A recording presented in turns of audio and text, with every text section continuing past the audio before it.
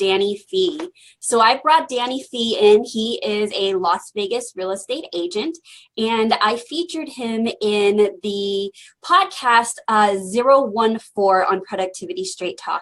And I wanted to bring him back to have some bonus content and behind the scenes some just information and open it up to our viewers and our listeners on some questions they might have about how he's leveraging time. And hi, Danny, welcome. Hey, how's it going? Thanks for having me back again. I'm happy to be here with this bonus content and happy to share any of my ideas and talk with you again about this topic. Okay, awesome. So we're actually going to live stream this in multiple places. So we might be kind of looking all over the place for a moment here. We're going to live stream it on our business pages and on our personal pages. So just give us a moment to get that up and going and make sure that we can share this with each of you so that we start getting your questions. Mm-hmm. Absolutely. So, I see that it's live right now, and I'm actually streaming live on Periscope. We've got a couple of people over here tuning in there as well. So here we go. So we both belong to a private Facebook called KWLV 605. So I'm sharing it there and I'm asking people to join us with some questions. So we're going to be there. We're on my private, or not my private, my Facebook page, The Productivity Specialist. Danny, what's your Facebook page that people are going to be joining us from? It's going to be my personal profile. If you just search Danny Phee or go to facebook.com/Danny Phee, all in one word, DANNYPHEE. I'm sharing it there, and I'm also going to be sharing it on my real estate Facebook business page, which is facebook.com/The Vegas Real Estate Agent, all one word, lowercase. All right, awesome. So, well, welcome to everyone, whomever they find, wherever they find us. This will also be syndicated into YouTube and such like that. But let's just jump right in and give them some great behind the scenes of Productivity Straight Talk. For some of our listeners, they may have not listened to the podcast already. So you can do that by going to theproductivityspecialist.com/014. Again, that's 014, and that's with Danny Phee. Danny Phee is the secrets to giving yourself more hours each day, which sounds like pretty enticing, right? Because I have so many people tell me, you know, I think I could do this if I had 36 hours in a day. I think I could do this if I just had more time.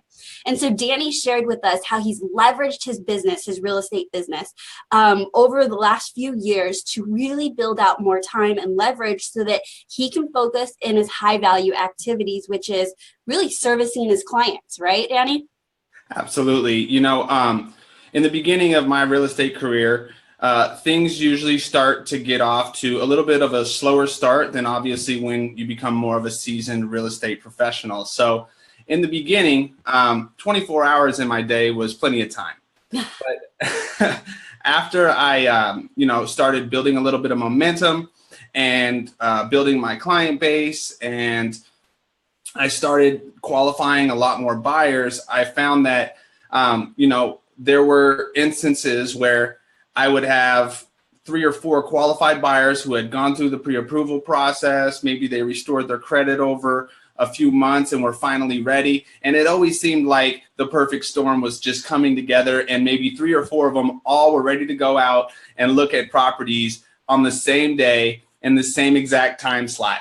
I totally get that, Danny. It's like feast or famine. And whether we have listeners that are in or out of real estate, I think they can all appreciate that, where their businesses are like, oh my gosh, like the floodgates came in, or, okay, where is everybody? So how did you, how long were you at the floodgates are open before you realized, okay, I need to leverage?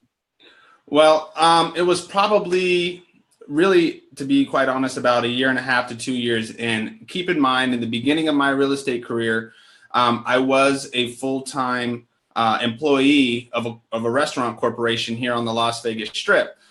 So I wasn't 100% focused on my real estate business like someone who might be starting out full-time. Right. So it took me a little bit longer to get to that level where I needed to bring on some help. I needed to make some key hires and just add more hours to my day and leverage my time. So it was for me about 1.5 to 2 years in. I went full-time about a year and a half after I got licensed.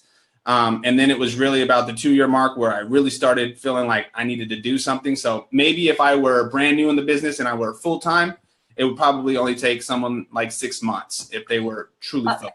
I like that, because a lot of entrepreneurs, whether coming into real estate or not, are definitely transitioning from either a previous career or maybe fading out another business. I have a question for you, Danny. Were you more conscious of where you spent your time when you had a full-time job and family and creating your real estate business versus the day you quit your job? Were you like, what do I do with all this extra time? Absolutely. I knew if I was going to make it in real estate, especially because I wasn't full-time, which looking back, I wish I would have stopped my job a lot sooner. However, I had a commitment with my employer, and I always like to follow through on my word. But when I was working there, I knew that from the time I got off of my job until the time, I woke up in the morning, I had to wake up early in the morning. So I wasn't getting much sleep, but I was laser focused on my goals. So there were about 5 hours in my day after I dropped my kids off where I knew I had to get up and get at it and just really try to crush it, do everything that I could to lead generate, do everything that I could to service my existing clients, and do everything that I could to just bring on more business, basically. So it was really like anywhere from 4 to 6 hour time slot. I'd say from about 8 or 9 a.m. to about 3 or 4 when I had to start getting ready to go to my other job. Okay.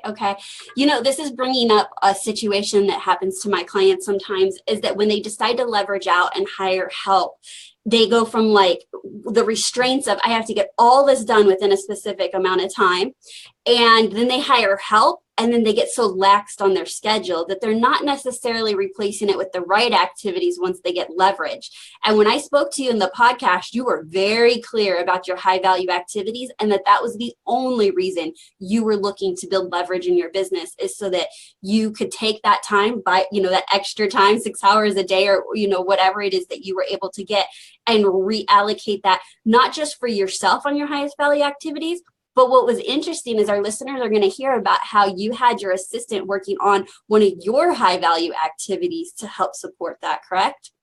Absolutely. And that's a great point that you bring up, because I feel like once you get to the point where you do need to start leveraging your time, and you do need to just be laser focused on what I call, and what one of my mentors, Frank Solis, calls revenue generating activities. You got to really focus on that and leverage out those non-revenue generating activities out to maybe an assistant or a buyer's agent or something like that. What I did was definitely I used, that virtual assistant who I hired to focus on one of my main goals, which was bringing on more listings into our business. And there's a whole process for that. You have to reach out to potential sellers. You have to engage with them. You have to pique their interest and show them how you might be able to provide value to them. And then you need to try to set an appointment. That was mainly her job. There's a lot of time and energy that goes into just that single activity alone. And I knew that if I could leverage that out to somebody who had a skill set sharp enough to get that done, they could set appointments for me, and I could focus more of my time on going to those appointments, already having the materials I needed to be prepared when I showed up to those appointments, and just have a clear mindset, be completely focused on that seller, give them all of my attention, and then be ready to move on to the next appointment after I take the listing, of course. But I will say that getting to that level, it requires a certain amount of success to where you're at a point where you can make your first hire. Would you agree? I would definitely agree. And in fact, that's a great question, Danny.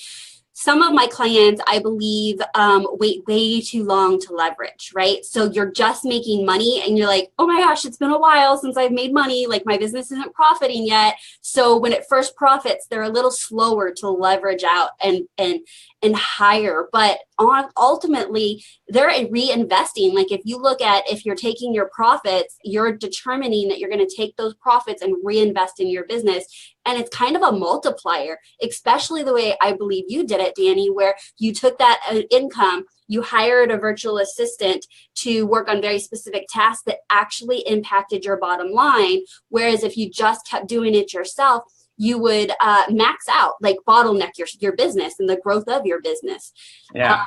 So I think it's really, really important for business owners to have a plan about how much of their profits they're wanting to reinvest to keep scaling up and scaling up and scaling up. Absolutely. And that's just it, scaling up. You will reach a bottleneck. There is a maximum amount of activities and energy that you can spend in your day. And once you reach that point, some agents that I've listened to on other podcasts say that number is 40 deals a year.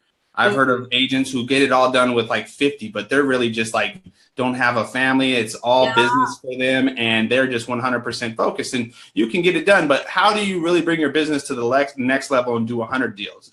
There's mega agents out there doing 1,000 deals a year. There's no way that they'd be able to do that all by themselves. So naturally, you have to leverage your time. You have to start forming a team and creating that leverage. But I will say, when you first do it for the first time, you may be tempted to kind of take your foot off the gas. You may be tempted to say that, you know what, I've got this person now, they can do all the work. And maybe in your mindset, you might be thinking that you can kind of relax a bit. And I will say, one of my business mentors early on in my career, when I was about 18 or 19, getting out of high school, I was fortunate enough to be introduced to this gentleman who taught me a lot about business. His name is Mr. Danny Bay. And it always stuck out with me that he said the biggest killer of big success is small success.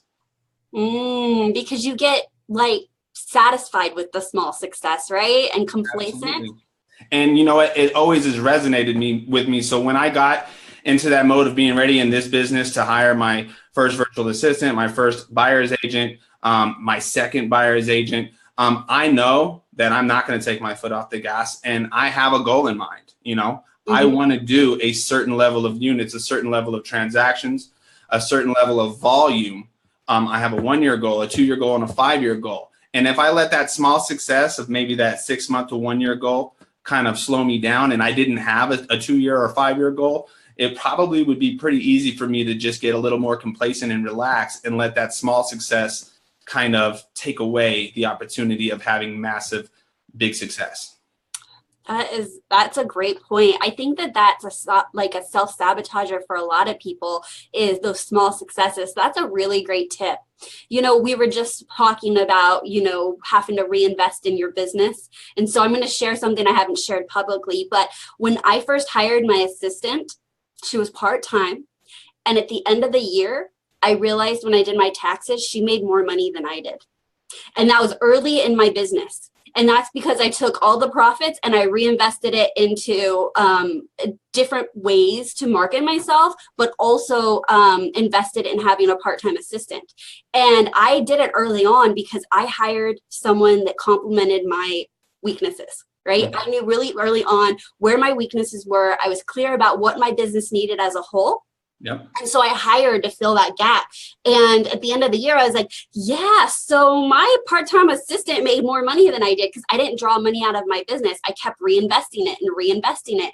And that was a commitment that I made. And while at first, when I saw it, I was like, oh, okay, that's like a reality check. I would never take it back. 4 years later, she's still with me, and she is a huge reason of my success because I hired early and I hired to my weaknesses. I was very clear. I wasn't, pounding my chest saying, oh, so I'm the best at X, Y, and Z. I hired to complement my strengths and weaknesses. And I think that that's something that a lot of business owners could take away with as value when they're scared to take that giant leap of leveraging. Is the time right? Is the time not right? The truth is that I did not want to be the bottleneck to my business's growth. And like you, Danny, I had big visions for my business, and I knew I couldn't get there alone, and I didn't want a business partner. And so I like that we have some similarities in that for sure. Now in the podcast, so those of you that are just tuning in, because again, we're live, we are taking your questions. So Danny, if you want to peruse where you shared this, you can see if there's any questions coming up. And then also, if you haven't listened to the full episode, we jam out about how to leverage your time and add 6 more hours to your day. And Danny has some great tips and strategies, and that is on my podcast, The Productivity Straight Talk, episode 14. And you can get that on iTunes, Stitcher Radio, Google Play, or you can go on my website and all the link outs are there, theproductivityspecialist.com. Okay, Danny, do you have any questions at this time? Well, I would just say that I do have some comments of just my experience of taking that leap of faith and allowing somebody else to kind of help you out in your business and help you get to the next level and focus on your weaknesses so you can focus on your strengths. For me, even to this day, it's very hard for me to trust in somebody else to let them get the job done that I think in my mind I can do better than everybody else. Right. It's something that I struggled with, and it probably is something that held me back from making this decision to grow the business and leverage through others, try to find success through others. It's something that I struggle with, and I'm sure there's a lot of people out there that might have this same reason, which is holding them back from doing the same, helping them scale, helping them grow and leverage their time as well. So my question for you as a productivity specialist, how do you approach that with your clients? And sorry for getting a little bit of a free coaching session. No worries. Let's go. This is great. It's perfect. How do you approach that and help the people that you work with attack that kind of problem? Yeah. So generally it's the building the muscle of learning to delegate, right? And so just what you said, it's either that they think they can do it better and they can do it so much better, or they can do it faster. Mm-hmm. And so I often say you have to invest in others to invest in yourself. And that's what it takes, is that time investment into the right person to build them up and put them in a position of leadership over their area of expertise so that you can trust that it's getting handled, and then turn your focus to something else that might be more revenue generating. One of the examples that I do give that you actually did, Danny, was you hired out for a specific task. So you'll have to listen to the episode to find out how he ended up making that choice. He wasn't a one and done, like first hire and everything's wonderful, because it generally doesn't happen that way. But he learned from his lessons. Danny, you did. Yep. And then you were very specific when you made I think it was your second or third hire, that it was about a specific area that your business needed. That's a good way to test the waters and to sort of manage that. And then with that trust, you can build upon that and then build upon that.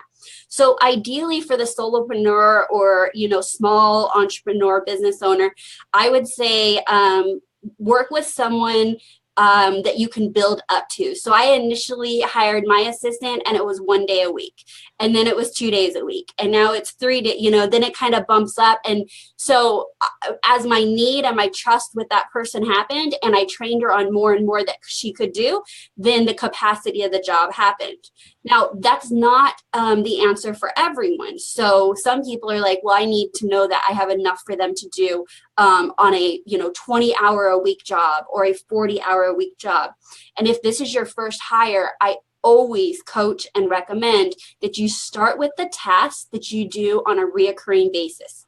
Because let's just say you do a task or a project weekly or even daily, and it's small, but you do it daily. The time it takes you to invest in training that person, now you're reaping the benefits compounded every day you would have done that task, or every week when you would have done that task. That's so true. And when it's something that happens on a reoccurring basis, it's much easier to write your standard operating procedures. So they're often referred to as your SOP, or you can create a checklist. And so it's very standardized on, this is my expectations. I'm training you to those expectations. This is your area of responsibility. Once they have that, then you add a little more and a little more. So, absolutely. Yeah. That's so true. I mean, and just how you said it right there, it might take a little bit of extra time out of your day to train them how to do that test.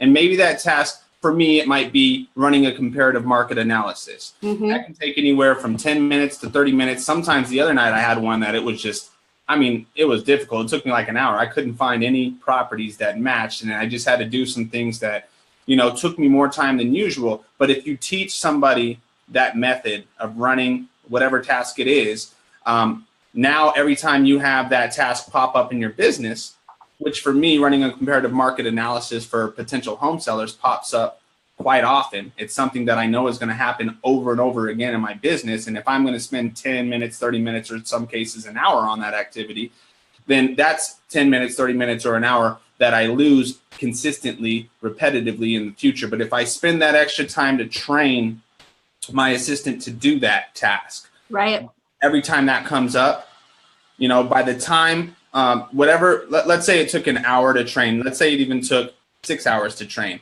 right. Well, how many comparative market analysis have to be done by her to break even on the time I invested to train her? After that, I'm off. I'm running free. And that's the way that I kind of interpret what you just said in my mind for my business. That's exactly it. There's definitely a break even. And it's not a matter of investing a little time. Like, yes, every task is going to require a lot of time, right? And I'll tell you why there's usually a lot of time for entrepreneurs. It's because there's no process or system when they hire their assistant. So they're just doing it haphazardly, like they're figuring it out. But Danny, if I were to ask you, okay, can you explain to me the exact process you use to do CMAs? You might say, well, I just do them. Like I know how to do them, I do them. And so I'm forcing you, Danny, to slow it down and say, okay, I do this and I consider this, and then this is the next step. And that is what drives the business owner or entrepreneur crazy, is slowing it down, because generally they're fast paced and they're like, it's like putting a needle in your eye to slow it down that much. But you've got to tie it back to the reward, which you're saying maybe after 6 CMAs, then you no longer have to worry about that task. And that's much more beneficial. Well, I definitely have some input on that might help people get a little more efficient in that process. And this is another, strategy that I learned from Frank Salas, who was mentioned in the show notes. I learned this strategy from the Virtual Assistant Academy that I took, when I signed up for his course. And that is, there's a way for you to use this exact program that we're using to go live, Zoom, to screen record the process of running a comparative market analysis. So you're already creating a visual and training on how to do it. So when I have a comparative market analysis that I need to do, and there's different scenarios for each house. Right. So you might need to make 6 recordings if it's a horse property, or if it's a high rise, or if it's a luxury property, or if it's a rental property that's only single story with 1 bedroom, or if it's a pool property. Maybe you'll need 6 different examples of how you ran that comparative market analysis, but you can screen record the process of you, the expert, doing it, or myself doing it. And then you have that video recording of how you did it. So when you have that next person that you're going to hire, you can store it in your Dropbox, you can store it in your Google Drive, or whatever database cloud system that you use, so that assistant can easily access it, and then they can create the SOP based on that video. So you let them create the SOP for you, and then now you have that system in place, and you don't have to take as much time out of your day to teach them over and over, because you already have it recorded, with the process that you've done in the past. That's just a little quick trick that I learned from this academy. It's a huge tip, because I use that too. There's 2 other resources that I use. I use something called Jing. So Jing, it's free, and you can do either screen capture or short videos under 5 minutes. I also use the audio recording on my phone. So I guess some people have ideas in the shower. I have them when I'm driving all the time. So I'll like auto, record myself and send them. And it wasn't even my idea. My assistant's like, you like to talk. Like to me, if I write, I have to edit myself. And if I have to edit myself, then I'm slowing myself down. So I rather shoot an audio recording or a quick video. And when you think like, an image is worth 1,000 words. Like, just think of a video is amazing for your assistant to clearly understand what you're doing. And especially with the technology you're recommending, and with Jing, so either Zoom or Jing, that you can do screen share and literally move through all the motions of anywhere you have to go on your computer. Definitely worth doing. And I love that you said to add it to your library of SOP. So that's really good. With that being said, though, I believe that at the end of the day, you have to just make a choice that you're going to invest in someone. And if you're willing to invest that much time, then you need to make the right hire, which means don't be so fast to hire. Be slow to hire and quick to fire. That's a common terminology, but there's a reason behind that. And the reason is because you will be investing in this person. And should you train them all up and then you have to let them go, or they leave, or they don't work out, that affects our mindset and it gets us frustrated. And then we could think, I'm not saying everybody thinks this, but like, I can just do it myself. I'm just going to do it myself. And that is going to end up bottlenecking your business for sure. Absolutely. Danny, you had mentioned that you do CMAs, and they generally take between 10 and 30 minutes. And in general, they're kind of the same until you had this unique property where you probably had to expand and be more customized. Now, that is going to happen. That's actually a situation that will happen in many tasks that you delegate to your assistant. And so what I have also heard frequently from people is they're not going to delegate it because it doesn't happen the same way every time. Well, no, it probably happens 75% of the time the same way. So why don't you take over the comps when it's the exception? And now you're only doing 25% of the time. So Danny, you probably would have had to do this 1 hour comp of custom home, whatever that looks like. But guess what? The other 6 you had to do this week, someone else could have prepared those for you. Absolutely. And so if anyone is listening today that's not in real estate, just think of a task that you may be telling yourself, well, it's not done the same way all the time. Yeah, that's probably true for almost everything. But is it done the same way a lot of the time? Then do that. And that's the rule. Your assistant does it. And then this is the exception where you jump in and have to take over. Or train them. So Danny, I would challenge you that you would have had your Zoom on doing that 1 hour comp, right? And yeah. Okay, so someone can watch through what you're thinking. You could think out loud, you can kind of talk and be like, well, that didn't work. And nope, there's nothing in the neighborhood. So I had to go out. That is a great training for, well, your assistant, but I know you enjoy training other agents too. So that would have been a great training for a lot of agents to just take that maybe a little frustration and create it as a total learning for both your assistant and maybe other people in your industry. So absolutely. And that's just one of what we've come up with, around 27 tasks that you can basically, leverage out and outsource to either an executive assistant or, a buyer's agent or someone on your team. And this is real estate specific. So, it's huge to be able to have that ability. And here's what you just have to remind yourself, because when you go through this process, and when I went through this process, and even still now, there are growing pains. Like, you will make a hire and you will invest a lot of time in teaching that person. And guess what? They probably will leave at some point in the future. And you're going to have to deal with that, and don't let it discourage you, because I felt a little bit of discouragement my first couple of time around when I was in the nightlife industry. The same concept. You have to leverage it. I can't serve 20 tables at one time. You need to have a team of people and leverage your time. So when you make that hire and you invest so much time in training and developing that person, developing their skills and sharpening them so they can give amazing customer service and they're just great. And then you get the news that, next week that they got a different opportunity, or they're moving out of state, and for some reason or another, they've got to go. It's kind of like a gut shot, it gets you down, but there's a reason you made that hire in the first place. And you just got to get back up on the saddle, and you got to go out and make another hire. And like you said, you got to hire slow. and you've got to let people go quickly. If you do quality assurance and you do checking and you check their work, every single CMA that came in before I went on that listing presentation, you better believe that I checked and verified to make sure that, you know, the information there was correct. Right. And after a few times of, you know, repeating yourself, if they're not getting it, maybe, you know, you got to make that decision to, you know, let them go pretty quick. But ultimately, in the back of your mind, you've got to know that you only have so many hours in a day. If you really want to grow your business and achieve your goals, if you got big goals or decent sized goals, you know that you're not going to be able to accomplish it all by yourself, all on your own.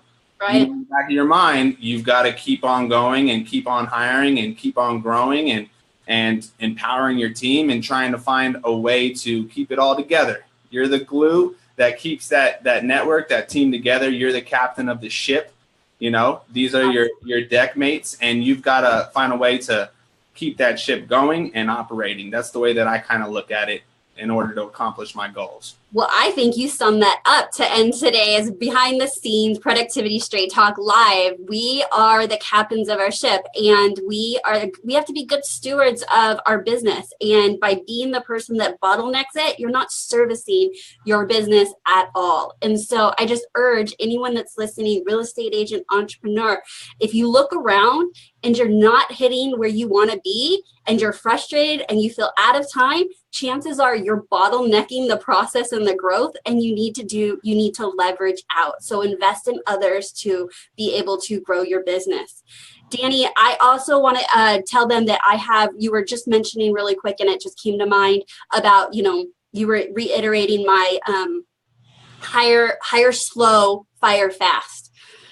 Honestly, one of the most unproductive times in a business is the time between you determining as the business owner that someone's not a fit on your team and it gets dragged out and you don't want to let them go. And you're like, I just want to keep working with them and I want to figure it out. And then there's hostility and unsaid words. And I have an article on my blog at theproductivityspecialist.com called Assistant Fail. And so what it talks about is a real life experience of one of my clients. And I give my strategies and techniques to be able to save the business relationship. And once you have exhausted all of those and you've determined that it's not worth saving the business relationship, that you have to cut your ties quickly. Don't come from a place of fear that you're not going to find someone else. Let them move on to their next opportunity, and you open the doors to letting someone else that might actually serve your business at a much higher level come into your world. So just to end there, Danny, thank you so much for being here. Thank you so much for, you know, chatting with us about how to leverage and the importance of delegating and building the team. And if you want to find out the particulars about how Danny leveraged and created 6 additional hours in his day in his business, he goes through his entire story and journey on the podcast, productivityspecialist.com/014. So thank you very much, Danny. And do you have any last comments before we leave? Mindset. Make sure that you pay attention to your mindset. Know what you want to do with your business. Have a target. You can't hit your target if you don't know what it is. You can't make a basket if you can't see the goal. So focus on your goal, determine your goal, and then let everything come together from there. That's all I've got to say. Thanks for having me on. I really appreciate it. Thanks for helping put together this podcast episode. Absolutely. I hope anyone who listens to it enjoys it, and I really appreciate your time. Absolutely. Danny, you have a quote that we quoted you in the podcast, and you said 1% doubt and you're out. And I was like, yes, that's true, because unfortunately, it doesn't end with 1%. That 1% starts multiplying and creeping in and affecting our mindset. Mm-hmm. And so thanks for ending with the mindset quote and challenging us to stay in the right mindset for growth and hitting our goals. Danny is a top Las Vegas real estate agent, and he is here to serve you. So if you are watching this, maybe you're a real estate professional anywhere around the world. He loves to talk to real estate professionals about the opportunities in real estate, growth, or learning, education. And if you're a buyer or seller, I'm sure he'd love to talk to you. So you can find him. Danny, where can they find you? You can find me at DannyPhee.com. If you go into Facebook and you search my name, Danny Phee, you'll be able to find me there. Just send me a direct message. We respond usually right away. We have, technology that helps us get notified. If you look on Instagram, just search my name again, Danny Phee. My whole brand has kind of been structured around the name, and Awesome. you'll be able to message me. All right, Anyone Danny with the Phee, network. Phee, Danny Phee. Thank you, Danny. Have a great, productive day, and thanks for being on Productivity Straight Talk Live. All right, thanks, Amber. Have a great day.